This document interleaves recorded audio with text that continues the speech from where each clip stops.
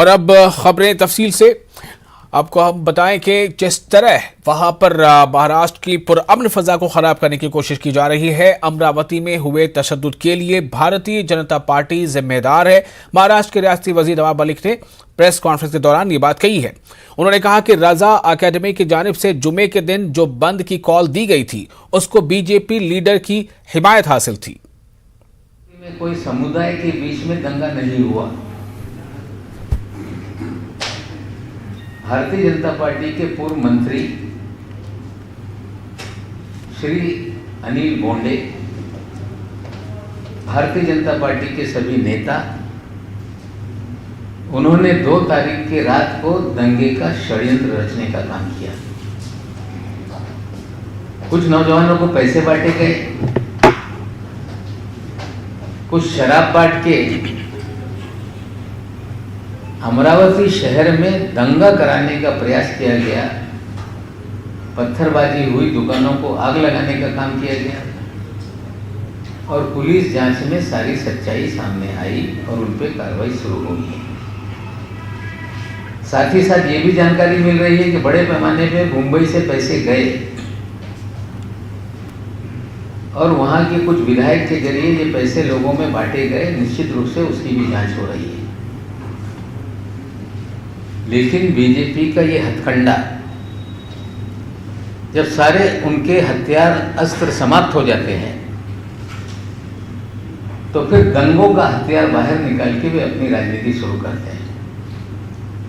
हमें लगता है महाराष्ट्र की जनता ये पूरी तरह से जानकार है और इस तरह के षड्यंत्र, इस तरह के राजनीति को महाराष्ट्र की जनता कभी स्वीकारने वाली नहीं। और निश्चित रूप से इस तरह की विनाशकारी राजनीति का हम पूरी तरह से इसकी भर्त्सना करते हैं और बीजेपी को चेताना चाहते हैं कि इस तरह की राजनीति करने का काम ना करें। इस तरह की नकारात्मक राजनीति ये अब महाराष्ट्र के जमीन पे चलने वाली नहीं। अमरावती में बंद के दौरान मोर्चे में शामिल बीजेपी लीडरों की गिरफ्तारी शुरू हो गई है। पुलिस ने बीजेपी के कई लीडरों के घरों पर छापे मारे हैं। सिटी कोतवाली पुलिस ने साबिक वजीर ज़राअत व बीजेपी लीडर अनिल बोंडे को गिरफ्तार कर लिया है। बीजेपी के तर्जुमान शिवराय कुलकर्णी को भी गिरफ्तार कर लिया गया है। अब तक बीजेपी के 13 कारकुनों को गिरफ्तार किया गया है। आज मजीद बीजेपी लीडरों की गिरफ्तारियों का इम्कान है। बंद और तशद्दुद के सिलसिले में अब तक शहर में 15 FIR दर्ज की गई हैं। अब तक 50 से ज्यादा मुजाहिरीन को गिरफ्तार किया जा चुका है। बीजेपी ने बोंडे और अपने दीगर कारकुनों की गिरफ्तारी की मजम्मत की है। महाराष्ट्र की भूमि पर षड्यंत्र के तहत, साजिश के तहत जो सांप्रदायिक दंगे हुए, इसके पीछे पूरी तरह से महाराष्ट्र की सरकार है और वे गिरफ्तारी कर रहे हैं भाजपा नेता की। कैसा दोगलापन है, कैसी विडंबना है। इनके खुद के शिवसेना के नेता, जो त्रिपुरा में घटना घटी ही नहीं, उसे घटी है दिखा करके लोगों को उकसाने वाला भड़काऊ भाषण करते हैं, उस पर कोई कार्रवाई नहीं। मालेगांव शहर में जुमे के दिन ऑल इंडिया सुन्नी जमात उलमा और रजा अकेडमी की जानिब से त्रिपुरा तशद्दुद के बंद के दौरान, जिसमें त्रिपुरा तशद्दुद के खिलाफ बंद मनाया गया था और इस दौरान हुए पथराव और पत्थरबाजी के बाद पुलिस की जानिब से 7 अलग अलग मुकदमे दर्ज किए गए थे, जिसके बाद से गिरफ्तारियों का सिलसिला जारी है। अब तक 25 से ज्यादा अफराद की गिरफ्तारी अमल में आ चुकी है। अदालत ने गिरफ्तार अफराद को 3 दिनों की पुलिस हिरासत पर रवाना किया है। जिला SP सचिन पाटिल का कहना है कि CCTV कैमरे और पुलिस के जरिए की गई शूटिंग की मदद से गिरफ्तारियां की जा रही हैं। दूसरी जानिब जिनकी गिरफ्तारी अमल में आई है, उनके वकला का कहना है कि ये बेजा गिरफ्तारी है और इन पर आयद करदा दफात का इस वाक़े से कोई ताल्लुक नहीं है।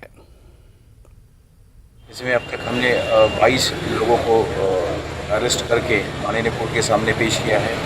इसके तहत और 5 लोगों से अभी फ़िलहाल पूछताछ चल रही है। इसमें जो भी पुलिस को एविडेंसेस मिले हैं, जिसमें अहम था CCTV फुटेज कवरेज है, उसके साथ जो वहाँ पे कैमरे अलग अलग थे, उसमें जो दिख रहे थे, जो इंसिडेंट्स दिख रहे, उसके आधार पे जिन लोगों ने पत्थरबाजी की, जिन लोगों ने नारे लगाए, उसी के साथ जिन्होंने लोगों को उकसा के ये एंटी सोशल एक्टिविटीज़ करवाई हैं, उनके ऊपर फ़िलहाल पुलिस कार्रवाई कर रही है। इसमें ऑर्गेनाइजर्स जो है उनका भी लीगलिटी जो है, क्योंकि ये रैली जो थी उसके लिए परमिशन नहीं थी। पर्टिकुलर जो मालेगांव में वाक़ हुआ रोड के ऊपर, पुलिस ने अलग अलग क्राइम्स रजिस्टर किए। उसमें आज 22 आदमियों को अरेस्ट करके लेके आए थे, जिनके ऊपर दफ़ा 307 पुलिस को मारपीट की, 353 फसादात के सेक्शन, सरकारी माल मत्ते को नुकसान किए थे, तमाम सेक्शन को लेकर। यहाँ पर मैक्सिमम मुस्लिम अफराद रहते हैं, मुस्लिम कम्युनिटी प्रोजेक्टेड सिटी है, इसलिए इन्हें बदनाम करने के लिए ये हाई प्रोफाइल ऑफिस रजिस्टर किया गया। अमरावती में कर्फ्यू का तीसरा दिन है, हालात काबू में हैं। वहीं अमरावती की वजीर यशोमती ठाकुर ने शहर का जायजा लिया और आवाम से अमन कायम रखने की अपील की। साथ ही उन्होंने अफवाहों पर तवज्जो न देने की गुजारिश की है। इस मौके पर यशोमती ठाकुर के साथ कांग्रेस लीडरान भी मौजूद थे। अमरावती में अमन अमान की बरकरारी के लिए सिक्योरिटी बढ़ा दी गई है।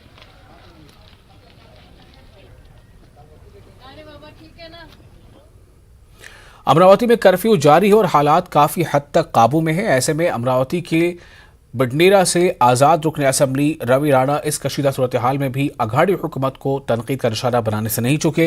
उन्होंने अमरावती की वजीर यशोमती ठाकुर के इस्तीफे की मांग की। उन्होंने कहा कि मकामी वजीर हालात को काबू में लाने में नाकाम हो गई हैं। की परिस्थिति जो आज तनावपूर्ण है, गए 4 दिन से पूरी अमरावती सफ़र कर रही है। हर जगह पे तोड़फोड़, मारापीटी, दूषित वातावरण हुआ है। मुझे लगता है अमरावती जिले की पालक मंत्री यशोमती ठाकुर कहीं ना कहीं इन्होंने यहाँ पे राजनीतिक रोटियां सेकी है। उसके कारण अमरावती में आज जो विद्रोह हुआ है, आज जो वहाँ पे कर्फ्यू लगा है, पुलिस बंदोबस्त लगा है और सभी दैनिक जीवन रुक गया है, इसके लिए पूरी तरह जवाबदार यशोमती ठाकुर जो पालक मंत्री है वो है। मैं मुख्यमंत्री से मांग करूंगा कि ताबड़तोड़ यशोमती ठाकुर जी का राजीनामा लिया जाए, क्योंकि वो उस पद पे बैठने के लिए योग्य नहीं है। और राज्यपाल से भी विनती करूंगा कि वहाँ पे नैतिकता से वहाँ पे यशोमती ठाकुर ने राज्यपाल के पास राजीनामा देना चाहिए। ये मेरी मांग है। अमरावती वासियों पे जो आज संकट आया है उसमें पूरी तरह जवाबदार पालक मंत्री अमरावती जिले की यशोमती ठाकुर। अकोला जिले में हालात पूरी तरह से मामूल पर हैं। अकोट शहर में मामूली तनाज़े के बाद मकामी इंतजामिया ने दफ़ा 144 नाफिज कर दिया है। महाराष्ट्र के दीगर इलाकों में कशीदगी के बाद जिला इंतजामिया ने शहर की मुख्तलिफ तंजीमों और सरकर्दा शख्सियात के साथ एक इजलास मुनक़िद किया, जिसमें जिला कलेक्टर के अलावा SP ने शिरकत की। जिला इंतजामिया ने शहर में अमन अमान की बरकरारी पर जोर दिया। मजहबी व सियासी लीडरों ने भी अमन की बरकरारी की आवाम से अपील की है। पुलिस ने एहतियाती इक़दाम के तौर पर इलाके में पुलिस के कड़े इंतजाम किए हैं। शांत है। सभी हिंदू मुसलमान भाइयों से गुजारिश है कि शांत बनाए रखे, किसी गलत अफवाह पर ख्याल ना दे। पुलिस प्रशासन बहुत अच्छा काम कर रहे हैं और पुलिस का बहुत ऐसे टाइम में ऐसे कोई दंगल में गुनाह वगैरह दाखिल हुआ तो आपकी फ्यूचर के लिए काफ़ी वो ख़राब हो जाएगा करके अकोला पुलिस की तरफ से हमारा सूचना भी है, आह्वान भी है, शांतता रखिए। अपने डिस्ट्रिक्ट में, अकोला डिस्ट्रिक्ट में अभी तक कोई भी प्रकार का घटना नहीं हुआ और इसी प्रकार से ये हमको ये पीरियड पास करना पड़ेगा। एंड विशेष करके सोशल मीडिया के अफवाह के ऊपर आप लोग विश्वास मत रखना। और त्रिपुरा फसादात के खिलाफ नांदेड़ में 12 नवंबर को हुए एहतजाजी जलसे के दौरान हुए पथराव तोड़फोड़ की वारदात के मसले पर पुलिस की जानिब से गिरफ्तारियां की जा रही हैं। वहीं दूसरी तरफ शहर में अमन पसंद तंजीमें इस मसले की वजह से पैदा हो रही कशीदगी को कम करने की भी कोशिशों में मसरूफ हैं। इसी सिलसिले में नागरिक कीर्ति समिति की जानिब से एक मीटिंग मुनक़िद की गई। शहर के सीनियर लीडर डॉक्टर वेंकटेश काबदे की सरपरस्ती में हुई इस मीटिंग में सुरेश दादा गायकवाड़, रमेश सुनाडे, मसूद अहमद खां और फारूक अहमद भी मौजूद थे। मीटिंग में तमाम लोगों ने शहर में किस तरह अमन अमान के माहौल को बनाए रखना है, इस पर तफसीली गुफ्तगू की। अपने देश में सब जगह पर एक अस्वस्थता का वातावरण इस समय है। उस बैकग्राउंड के ऊपर नांदेड़ में जो एक पथराव हुआ और दंगल जैसा एक घटना घड़ी है, तो उसका निषेध करने के लिए यहाँ पर हमारे नांदेड़ शहर के अलग अलग पक्ष संगठन के प्रतिनिधि और शहर के विचारवंत और बाकी के सारे लोग हैं, बड़े यहाँ पर से विचार करने वाले लोग, उन सब लोगों की मीटिंग यहाँ पर नागरिक कृति समिति की ओर से बुलाई गई और उसमें ये घटना का निषेध तो किया ही गया और ये बताया गया है कि प्रशासन को अधिक सतर्क रहना चाहिए ताकि ऐसी घटनाएं बाद में ना हो। उसके लिए अनेक सुझाव यहाँ पर दिए गए। जैसा कि आप जानते हैं 12 तारीख को एक अजीमुशान जलसा रखा गया था। जलसा तो कामयाब रहा, लेकिन वापसी में कुछ शरपसंद लोगों ने एक साजिश के तहत इस आंदोलन को एक हिंसक रूप देने की कोशिश की, जिसका हम कड़ा निषेध करते हैं। और पुलिस प्रशासन को हम ये आग्रह करते हैं, ये फोर्सफुली विनती करते हैं कि जो कोई घटक ऐसी हरकतें करता है, अब तक शहर में जितने आंदोलन होते हैं, ख़ास तौर से जो वंचित घटक होते हैं, मुस्लिम घटक होते हैं, शेड्यूल कास्ट, शेड्यूल ट्राइब होते हैं, ये आंदोलनों के अंदर जो हिंसा फैलाने की कोशिश होती है, ये एक साजिश के तहत होती है ताकि ये घटकों के आंदोलन ही ना हो। अरे हम लोगों के ऊपर जुल्म होता है, हम मजलूम समाज है, तो हमारे आंदोलन तो होंगे ना, और हमारे आंदोलन नहीं होना चाहिए। इसकी साजिश के लिए, आंदोलनों में हिंसा फैलाने के लिए कोई घटक है जो साजिश करता है, हम कलेक्टर साहब को, आईजी साहब को, एसपी साहब को विनती करते हैं कि आप अपनी पूरी पुलिस डिपार्टमेंट को काम पर लगाइए और इन आंदोलनों में जो भी दोषी है, पत्थरबाजी करने वाले, दगड़ फेंक करने वाले, उनको आप पकड़िए, उनको कड़ी से कड़ी सज़ा मिलनी चाहिए। ऐसे घटकों को नियंत्रण में लाए बिना जमहूरियत और लोकशाही का आंदोलन जिंदा नहीं रहेगा।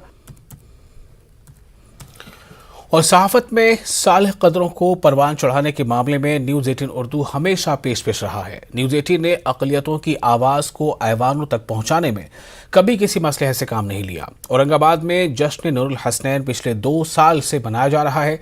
वारिसारे हर्फ कलम के जिम्मेदारों का कहना है कि यह जश्न दुनिया भर में मकबूल हुआ तो इसका सेहरा सिर्फ और सिर्फ न्यूज़ 18 उर्दू के सर जाता है। पेश एक रिपोर्ट।